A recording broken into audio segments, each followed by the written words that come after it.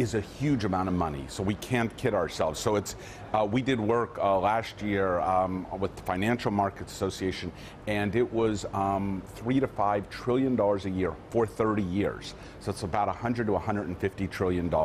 It sounds unbelievable.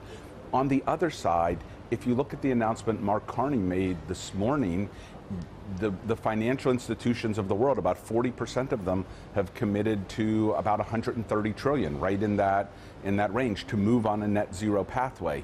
So there is the possibility. It's a lot of work, and we shouldn't underestimate it. And actually deploying that money, it's one thing to say I'm committed to trying to do it. It's another thing to have the investment opportunities to deploy it. But I think the intersection of government spending more, the private sector stepping up, I think there's the possibility to fund it. We need to have the technologies and the ambitions and the commitments from the real economy to turn it into reality.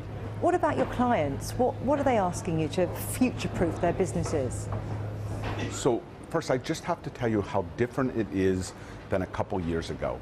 In the last 2 years, the amount of time I spend with CEOs all around the world talking about climate has gone up dramatically. It's now almost topic number one versus often not on the list for many. Even I was with a group of new CEOs last week because for them, this is a huge part of their responsibility, their legacy. And several of them said, I know I haven't put enough work into this.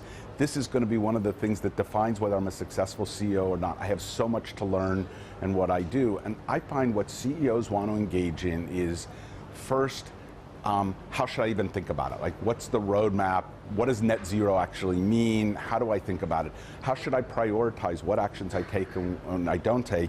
And then how do I transform my organization? Because CEOs alone have power, but the real power is how you mobilize an organization. People need new skills. You need to organize in different ways. You need to set different planning priorities. And that's a whole company-wide transformation, whether you're a bank or a hardcore industrial or a consumer-facing company. And you're speaking from experience. Talk us through your aha moment. Well, I've described to many people. I feel like personally, climate has been one of the most intense and important learning journeys that I was on in my final 3 years as a CEO. I just transitioned to be our global chair, so I'm not the CEO anymore. But in those final 3 years, I used to say I'm just going back to school. Like, I have so much to understand myself. Where is our carbon coming from? Why? What can we do about it? One of the things we discuss with our clients is climate used to be viewed as a responsibility. You did it because it was the right thing to do.